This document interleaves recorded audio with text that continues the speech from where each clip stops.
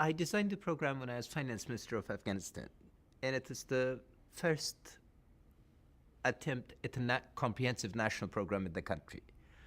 The goal of the program is to reverse the classic relationship between the government and the citizens, namely that the citizens are trusted with decision rights and with money uh, in return for very few conditions that are conditions of democratic governance. Namely, they have to have a secret ballot-based election where men and women both participate.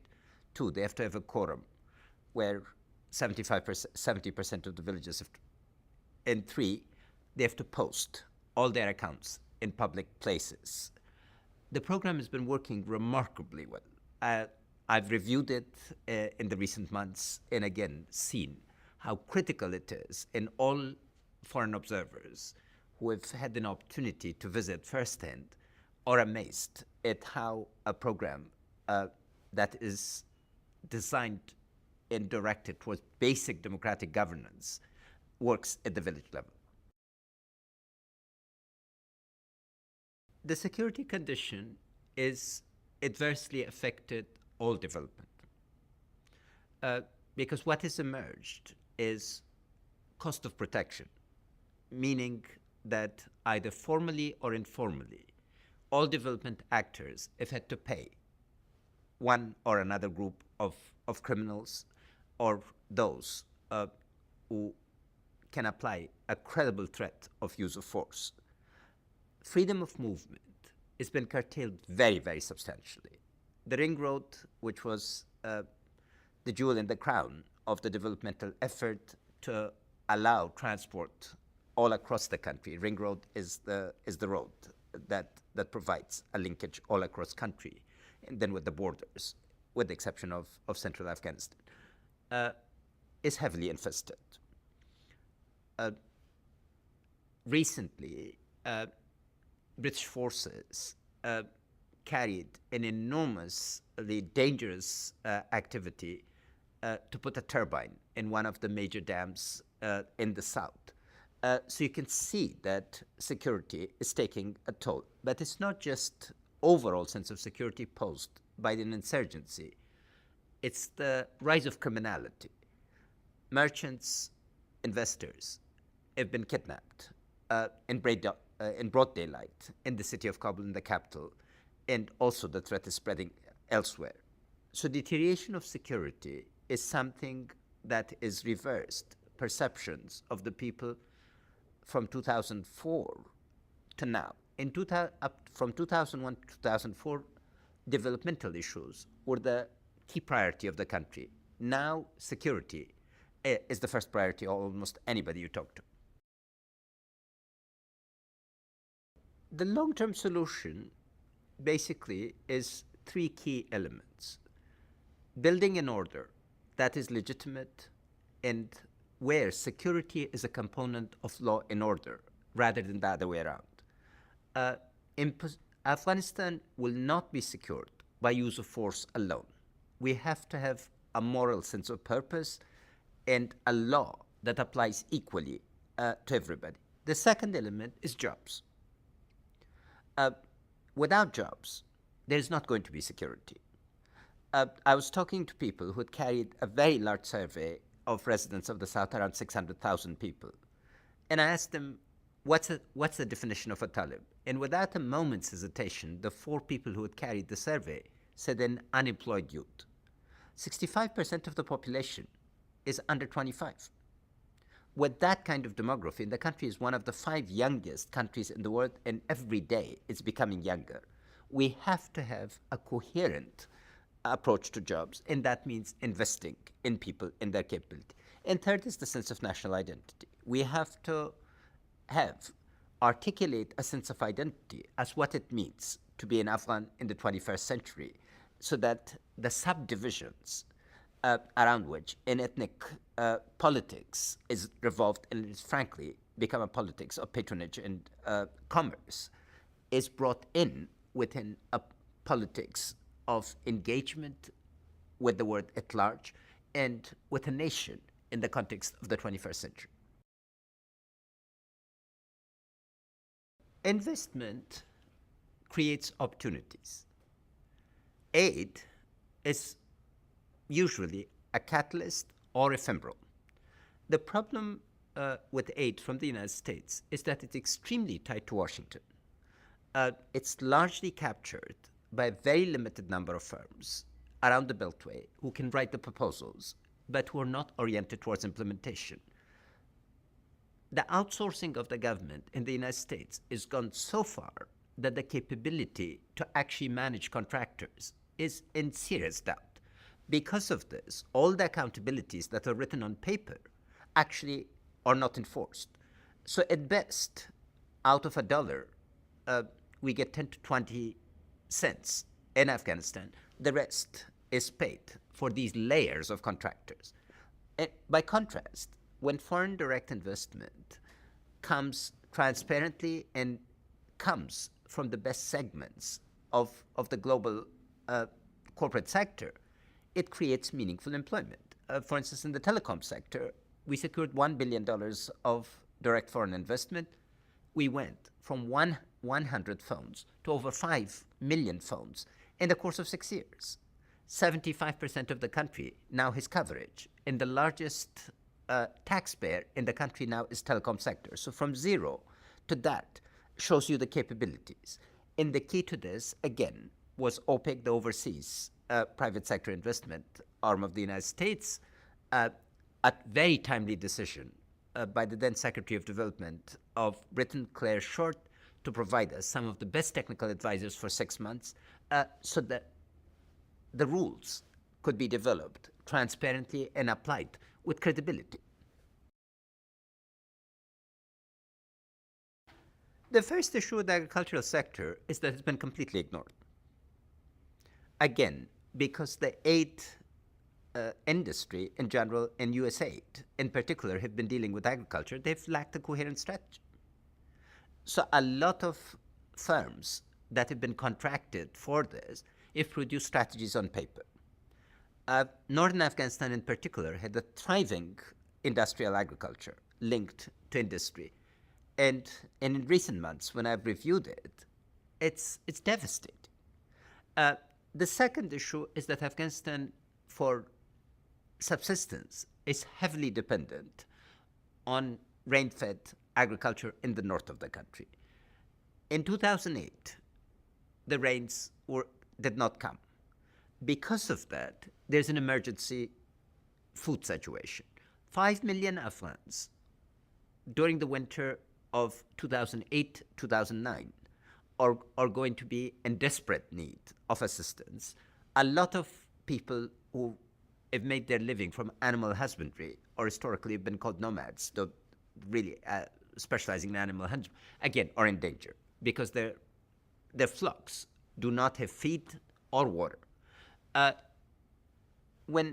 the other is food prices have doubled during 2008 and at times have tripled or quadrupled. This combination of rising food prices, declining security, and lack of a clear developmental strategy regarding agriculture and its component parts, which means today power and water, seeds, etc., is making for a dire situation this winter. It also calls for learning from the past 7 years and focusing consistently and coherently on an agricultural development strategy that would feed both into the regional conditions and global conditions. Yes, the absence of a coherent agricultural strategy to provide farmers with crops that would have an outlet to the European market, to the Gulf market, Chinese market, and the US market was a major driver towards adoption of drugs. Because in 2002, we received food aid. And despite repeated attempts of the Afghan government, which I was serving, not to provide us with food aid, but provide us with cash for work, which was important to reinforce agricultural conditions because of conditions here and elsewhere of tied aid by the donors, food aid was adopted. And that meant that in 2002-03, for the first time in Afghan history, farmers did not find it profitable to harvest their wheat. and consequently abandoned it and massively shifted towards it. An agricultural strategy that has access to the markets of Europe, the Gulf, China, India, and the United States is absolutely essential. And that means, as the Doha rounds is not taking place, we have to devise a special arrangement if the scourge that is threatening our children and the children of the world overall is to be tackled. Uh, First of all, I think economic cooperation is the key to the future of the two countries. Afghanistan depends on transit on Pakistan because that's our lifeline. And Pakistan now will be depending in the future on electricity and water from Afghanistan and on transit to and from Central Asia. So it's imperative to think along the lines of the steel and coal community that eventually became the European Union as a way of addressing and developing medium and long term interests rather than the short term. In the short term, the problem as viewed from Afghanistan is a very simple one. No Afghan knows what is the definition of Pakistan's national interest. The Pakistani government has not been able to articulate a view of its national interest that is consistently followed and that involves peaceful coexistence with its neighbors with an emphasis on economic cooperation. And unless and until this happens, it is very difficult for Afghans to guess as what are Pakistani national interests. Definition of national interest entails taking account of your neighbor's interest because domination of neighbors cannot be part of your national interest simply because that would result in conflict and crisis. The other issue was that at the beginning, some Pakistani decision makers closed their eyes to the reality of the threat of terror that was arising from their tribally administered areas. The word tribal area is distinctive in that Pakistani law, from first the British law and then Pakistani law, is not applied there for years. So the state is reasserting its presence in this area. But they closed their eyes to that threat. They thought that the threat was directed towards Afghanistan alone. What we need to grasp both together is that threat of terrorism in the region is not something that was cooked in Washington or Brussels.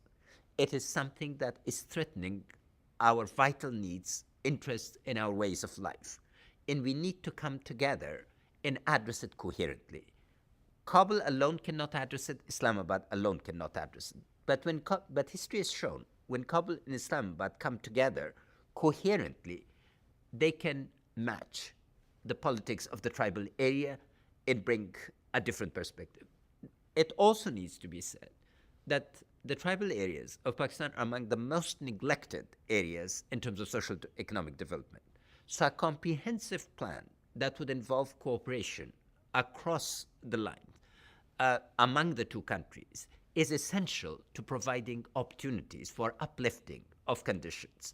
And here the Gulf can play a very important role because the largest number of people who are making their living both sides of the line in Afghanistan and Pakistan or in the Gulf, and cooperation with the Gulf could be essential to containing the negative impact of this phenomena and enhancing the positive. The issue in Afghanistan is more problematic in that the leadership in Afghanistan has not been able to contain corruption and pursue a sustained agenda of rule of law. So the legitimacy of the Afghan leadership was a lot more in 2005 than the Pakistani leadership because the Afghan president, let us not forget, was elected directly by the people and is bound by the constitution of the country. The Pakistani leader then was an unelected general who would come through force. So the legitimacy of the two regimes in terms of rulers differ. But Pakistan is internal institutions, particularly its army, that can guarantee the regime. The challenge in Afghanistan was to develop institutions. And the leadership in Afghanistan has been found wanting, in terms of rising to the challenge, to become the founding fathers and mothers of a proud nation. Their lack of capability to govern with a sustained agenda, their refusal to tackle corruption in a systematic manner, their refusal to engage in a strategy that would contain narcotics coherently and go after others, and particularly their failure to develop institutions and invest in the young people, or issues that are putting national interest in jeopardy. Because we have a proverb, it says, mind your house first before you accuse your neighbor. And the overwhelming, Pakistan is a source of threat. There's absolutely no question about it. But there's also significant failures in Afghanistan that have to be squarely put on the shoulder of the Afghan leadership. So both leaderships, in Kabul and in Islamabad, missed an historical opportunity to change the region in the Islamic world. Their pursuit of short-term agendas are causing us medium and long-term gains. We're at a crossroad. I'm an optimist. I'm a pessimist optimist. Pessimist because one has to know all the difficulties. And I'm an optimist because I know the strengths of the situation. So one has to think in terms of scenarios. While there are a lot of negative developments in the region, there are also an enormous reservoir. The reservoir is the goodwill of the people of Afghanistan and the goodwill of people of Pakistan towards the world at large. We do not deserve the governments that we've got. If we can change the nature of governance, the people are 10 miles ahead of us in terms of embrace of globalization, in terms of embrace of democratic values, in terms of their demand for law and order. So if that agenda is to be pursued, then I think the region could be having a marvelous second chance to transform itself. This acquires simultaneously far-sighted leadership from the next U.S. administration. Were that capability to be mobilized to look at the region coherently, and particularly to look in Afghanistan and Pakistan together rather than two islands, and then bring Europe, Japan, and China to a strategic partnership that really aims minimally at 10 years of building capable states and functioning markets in the region, the future could be bright. Otherwise, the danger of chaos is very real.